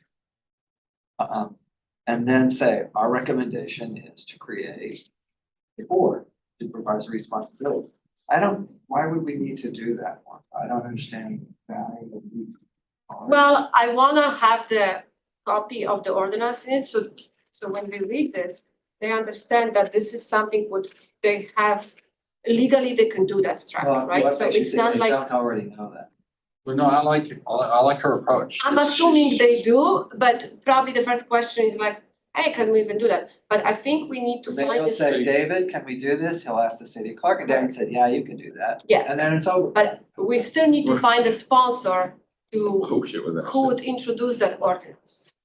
So, They can I do think it. it's overkill. correct, they can do that, or the city See? staff can do it, Yeah.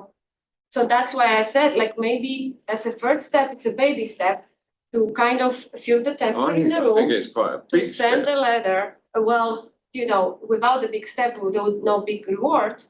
And I think, So big rewards, yeah. well, I think we all want to have continuity of this group and not necessarily the members, but the group. And we are hearing about those projects, like right now, Victoria Park was 5 years in planning. If we don't have a board that would be continuously for the neighborhoods, those projects will just fell off the track. I agree. I think a board is a good idea and the best way to go. But there's an expression, I've been to several meetings, I've been to lots of meetings with the commission, but even specific to the ITF type issues. There's an expression, you can lead a horse to water, you can't make it drink. So I That's not think true. that Not true. you've proven otherwise. Yes. No. We're not saying make Yeah. as a board, we asking I've seen nothing if they trying yet that support wouldn't put a that water. idea.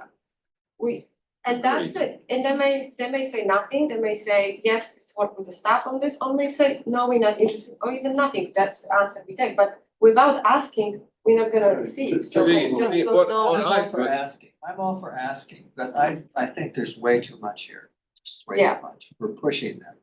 We don't need to educate them, we don't need to push them, we make See- recommendations to the Yes. city commission. That's what But we how we do that? See, this is what. You do it- Let you me do it get face- other you do people it here. face I to have an face. idea. Let me, This is good. Roosevelt. We do it face to face, which is the best way because, Yes, and you don't go in there making believe it's our way or nothing. You go in there and you negotiate every time I went before the commission on everything except the police review board, I came out winning. That one I came out losing every time I went up. So I don't think the first document that they read that's put in front of them should be, we've read the ordinances and it looks like your only choice, in fact, I'm saying this, is to create a board. What I was thinking was the little short, relatively short, there's pretty too many words in that I had, something like that would go in front of the commission with your attachments to it, so that, you know, what I wrote was really aimed at raising the question of what do you want to do with our future? We are doing these things, and those are contained in yours as well, I agree. We're doing these things, now what do you want to do? You know, that's the way I wrote the piece that's in the package. Because when you go to the commission and you put, and I'm agreeing with James here, you put something lengthy in front of them, they start in on it and then they start to go off in different directions. So with, Why are you writing our ordinance for us? hold on, Yeah. no, with all due respect, this is not to go to the agenda. This is to send a letter individually to the commissioner Great. with some draft. So it's kind of like, it's a first step to feel the temperature if they even would be interested to that idea. But it's not to be on the commissioner agenda meeting. So there was, my intention was to just send them a letter to see if they wanna meet with us, they wanna, or they don't wanna meet with us, you know, but. James. That's not how it works. Okay, So when we send a letter, that goes on the agenda. Memo or memorandum Okay. from the yeah, infrastructure So- task force. okay. And they'll have it, and then there'll be a discussion about it. That's why I think the first step, I think it needs to be a little more simpler than what we've got here. I agree. Let's ask to be, recommend that we turn this into a board, cite some of the reasons why we think that's valuable. Has nothing to do with who's on it right now. And just say, this is, and see where it happens. That's, I think just providing all this is too much right away. What I wrote. No, I agree, because I was not sure we can put agenda item because we are not the We can't, board. that's clear, we can't. Okay, so that was my confusion, because their letter was not to be put on agenda, the letter was to be sent individually to each commission to see if they can put this on agenda, if they would support this. What you have to do is you have to approve, probably best by motion, a communication to the city commission. And then it goes on to the conference agenda. And it says on the conference, a communication from the infrastructure task force. Right. And that, what you've written here is too much for that. That step one is something to the commission that says, we would like to have a discussion, the infrastructure task force would like to have a discussion about the future of the infrastructure task force and the possibility of it being created as a board. And that goes to the commission. And then if they say, yeah, sure, we'll have a discussion, then we can send some background papers to the city clerk to form part of the discussion. What they'll do is on a conference agenda, they'll create like a second meeting with us. Right, We'll workshop or effectively have a meeting of this group with the city commission. Right. And then an agenda item will go in front of them, and your papers and maybe my Yeah, thing no, that's the will last go in step. front of I them. do agree with that. So, That's not, you know, Martha, I appreciate you thought it through. Yeah, You, soup to nuts. the first is do we agree? The second is how do we do it? That's this letter. And the third is what do we do? That's this. yeah, So you've taken this all the way down the path. Right. We just gotta get it inserted. so, I mean, do we all agree that really would be a good idea for well, first of all, do we all agree that the ITF should continue on past people that are term limited out, et absolutely. cetera? And then secondly, do we all agree additionally that it would be better to create a board rather than keep being reactivated every year or two or something, right? I think we all agree. So in that case, because I think I'm allowed to do it, I can probably make a motion that can go on that communications to the city commission part of the conference agenda. Right, I think that's how it's, they label it as communication Yeah. from the Infrastructure Task Force Advisory Committee. Yes, And then they look at that, and the communication is our letter that says, we wish to have a conversation with you to discuss the Infrastructure Task Force Advisory Committee morphing or evolving into an advisory board. well, I think I can try it in a motion, even here and now, unless you guys wanna come back on this next meeting. But We I'll need take to a stab get at some it. input from, are we off track or are we on No, track? you're on track. Okay. You can go ahead and continue. So I can make this motion, I think, so. I move that we communicate with the city commission to the effect that we request a meeting with the city commission to discuss the future of the infrastructure task force, the work that it is doing, and including the suggestion, Recommendation. including the suggestion, all right, including including a recommendation from the infrastructure task force that the infrastructure task force will be set up as a board. Perfect, it works. So maybe we'll ask the clerk to read that back to us in a moment. It's a bit complicated. Request a meeting with the city commission to discuss the future of the ITFC, the work it is doing, including a recommendation from the ITFC that the ITFC be set up as a board. And I second. I think that gets it. Anyone want to tweak that? Do we need to put any logic on why we're recommending a change from? You can do that at the meeting. Okay. Yeah. You get too much. Yeah. All right, I'm fine with All right, so that said, if there's no changes to that, I moved it, so I need a second. Oh, Ruth seconded. Any further discussion? If not, all those in favour, please say aye. Aye. So what would happen, as I see it, this will go on to, we don't know which agenda it will go on. And then we'll get But something it will back. be the conference. Yes, Will be conference. yes, this communication goes on the conference agenda. But when that is, we don't know, that's up to the clerk. And then we'll get something back that says, don't want to meet with us, or they do want to meet with us. And if they do want to meet with us, then there's going to be dates suggested to us. And it'll be set up as effectively as the city commission is meeting, and then at some point they'll break and it'll become a joint meeting of the city commission and the infrastructure task force. And when we get the communication that we're going to set this meeting up for whenever it might be, then is the time we have to give them some background information. So we may still have some work to do here on what exactly goes as part of the background that is discussed in detail, which I'm envisioning is pretty much all of what you wrote, plus maybe a lot of what I wrote. Right. So. Right, that's it. And when we do have that conference meeting set up, we'll take roll call. So they'll call the roll. You are expected to be at that meeting. Yeah. Okay. Marty, you did great.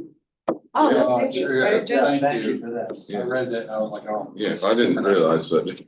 I I didn't strictly, realize they that. shouldn't have set us up as a task force by the sound of it. I No, never knew that. I'm sorry, my intentions were totally different. Now I understand we have a conference agenda or Yeah. item that I was not sure that we could put anything on the agenda, so. Well, you I'm glad probably, to you know, hear that we if- can actually. If this goes ahead, you probably had to save it'll be the city attorney a lot of work, because you drafted most of the. Yeah, that's Well, like, the intentions were to present a full package. So, because I wanna answer as many questions at the beginning, I was like, oh, I'm really gonna be a board. Yeah, no, you, yeah. What's gonna be a function, how you gonna be established, how's the meeting, who's gonna be the member? And I literally copied whatever was in the Parks and Recreation Board. All right, quickly moving But on. thank you. Thank you for all that, Martha. Public Works up, anybody want to say anything about the financial report? Water and sewer breaks. Think you found that? All quiet on the western front. I mean, it looks like we have 5 sewer breaks here.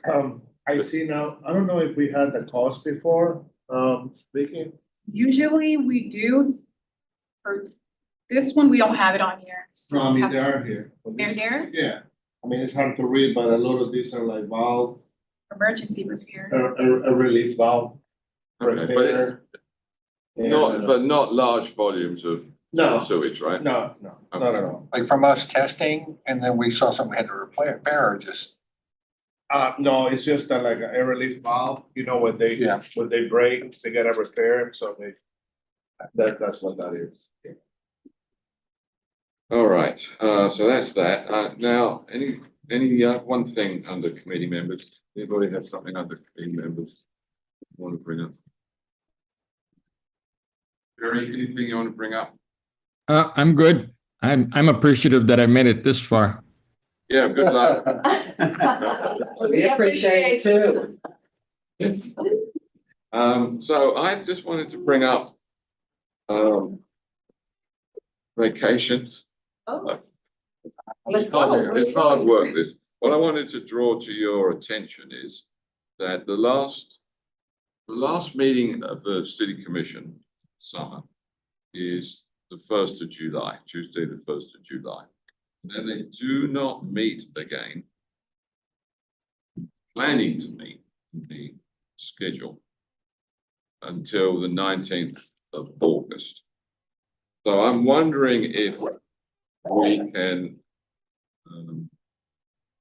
6 weeks or something, or wondering if we can basically say to ourselves, we'll aim not to have a meeting in August, which would, normally speaking, it would be the 4th.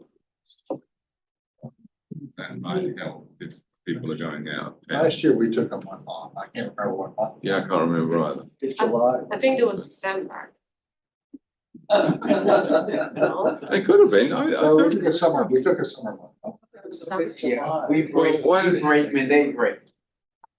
You know, personally, I'd prefer it was August, which is kind of why I brought it up. But why don't you think about it in case you've got plans and so forth, then maybe I'll bring this up next meeting, all right? Because the commission doesn't meet for 6 weeks between the 1st of July and the 19th of August. And they're having basically all of July and 2/3 of August off. I can tell you right now, Chair, that I won't be here in June, so. All right, so You gotta come to the August meeting. I'll come to whatever meeting you come. we do not need a motion to adjourn. I have one question. Vicky? I would like to kindly request if you or Vice Chair can send me an email with detailed information on the requested items that you would like me to send to you guys. Okay. Like the GTL, that's the one, the ACOM that you were talking about, Yes, right? the other Yes. control from AHA. Yeah. And Ralph, I you were happy, right, with your answer? Hey, Martha, I think it did go to commission.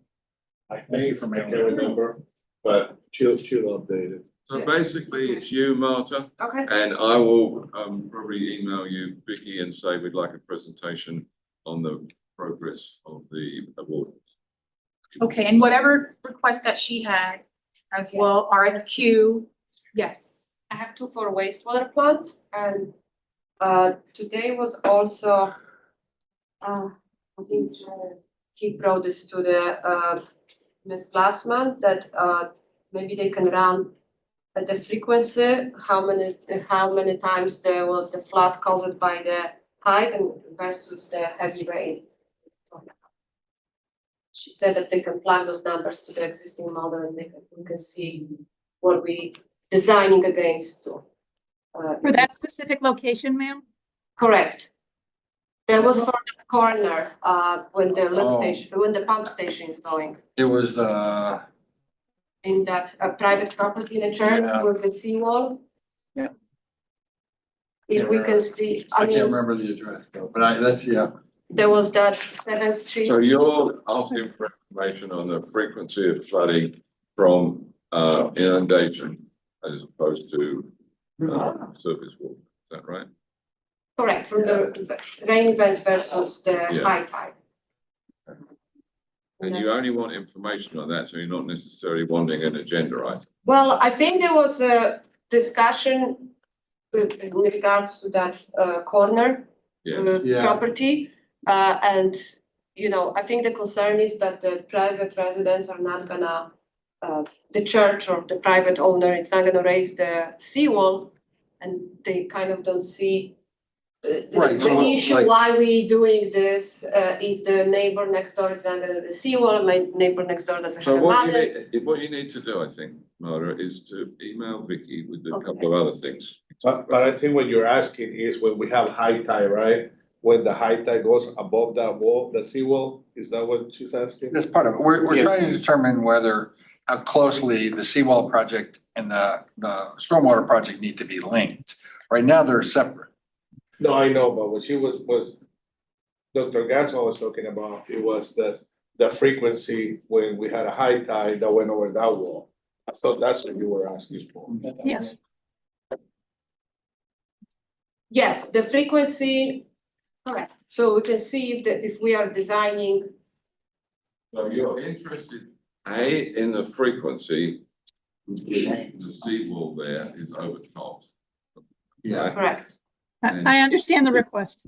And B, but B Thank as you. well, also whether any further initiative has been done with that big property on the corner there, right?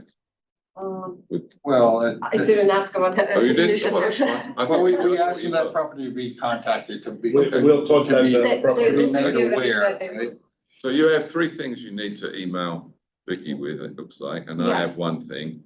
Well, we And know tonight. Vicky is asking, can we email her with items for the future agenda? So Vicky, just for my clarification, any member can do that, can't they? How's Any that member work? can, that's not a problem. So anybody Anyone can send can me a email request. Vicky, then you copy us all and say, Greg has asked for X and Y. Correct. And we, I normally would send it to the chair or vice chair to let them know that Yeah. this member would like to discuss this item. okay. Before we adjourn, Thank you for getting this. Before we adjourn. before we adjourn, I'll sort of useful for you guys. Yeah. so there was also a design, a criteria package shared with the committee here for the city hall. So about 300 Yeah. pages, very complex package, a lot of details. Did you read it? I went through, it's such a big package that my computer crashed. So, but I went through pages and a lot of details. So obviously the location is different. I'm not sure the board knows, but the No, I planet don't. site is by the bus, Oh, please. by the Broward Boulevard and Andrews in the corner. I think it's a transit station for the Yeah. buses. Yes. So the location different, a 30-story building and it's in a joint government center with the Broward County. Really? I suggest to open the package. The package was made in 2020, so that's my kind of Oh, wow. concern. There Yes. was, looks like there was some design details already even prior the maybe there was already some discussion about the joint government center between the city and the Broward. Been trashed. And maybe it was reinstated. They didn't do, they're not. Where it was before, Yeah. is what they said. Well, I suggest you to open the package. It is a joint government center, Broward County. and It was city. sent out by the lady that was at our meeting last time that was giving us a status on the Okay. RFP. Is that the package we all received, the 300 pages? I think so, yeah. I think that was it. Yeah. Oh, so But this it is, looks to me like, I don't know. It looks to me like she emailed something out that in certain respects was out of date. Cause that's like about 4 years ago. so the old package, okay, so I spent my entire day to study old package, thank you very much, I crashed the computer. So we have not seen the package for the proposed design. I think we have, because you asked for the RFP RFQ, package. RFQ. Package, And that's what it was supposed to be. That's But what it was sounds made. like it's out of date. So maybe you, I can't remember what was. So the Vicky, can you sounds- clarify this? Okay, include that in your email for me. please. Okay, So I yeah. can forward it to her. Because So we I'm received the not, package. we but- did, and I just thought, oh, this is the RFQ package. and I'm not sure if I even opened it. So I also was at the selection meeting when the voting members select the engineering firm who's gonna carry that project, and Jacobs was the selected one. Okay. So looks like we do have an engineering firm already engaged to create that Yeah. package. So they'll be the owners, They're the owner's rep. Yeah. That's the owner's That's rep, the owner's yeah. Yeah. So They'll be the owners. but I haven't seen the package, but at least we have a firm, so looks like it's. Well, well yeah, covered. I think what you saw was used to select Jacobs. Right, that's the RFQ. That was an RFQ. And then I now saw the they package for have the joint to government. put together, Jacobs in conjunction with the city, has to put together an RFP package. Right. Okay, I got a well, quick, I saw something. The city and the The county. county couldn't agree on anything, including where to put the flagpoles. I mean, it was a disaster, so that's why we're not doing it with Howard County. Do we need a motion to adjourn? You did I think that would be a good Yes. idea on Yeah. this occasion. yeah, Do you have a question? yeah, I just wanna, the firm that is going to be doing the Lomar plan, is that the same people who was doing the police station? Yes. That's what her question was, see where we were with the. With the CAM, right, to see if the CAM got approved to do the other control, he was saying. Yeah, there was. There you go. And I think they're terrible. And I remember way back when, and when you guys told us that all the extra expense incurred because of the mistakes by the engineer and the construction, that it would not cost the city anything. Right. But they, a month ago, they approved a $1.123 million. And I know they said they're gonna get that back from the insurance company. And then last week, they did another $136,000. If this is not costing us, I mean, I got a problem. How do you know, right? And also, Some of those are change orders. don't forget about the time element, because they wanna Yeah. kill it in like 3 years. We should get it out to, whatever it is, 5 or 6, 8 years or whatever it is. So we don't have a problem after the 3 years, and then who pays for it? And James, you're right. They are change order, both of them, change order 26 and change order 4 to work order 7. But they wasn't asked for by the city.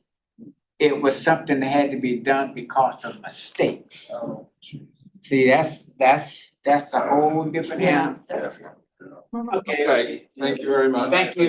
Thank you, Jerry, feel better. Coffee, Take- have a coffee. Take it easy, everybody. I'll see you in person next time.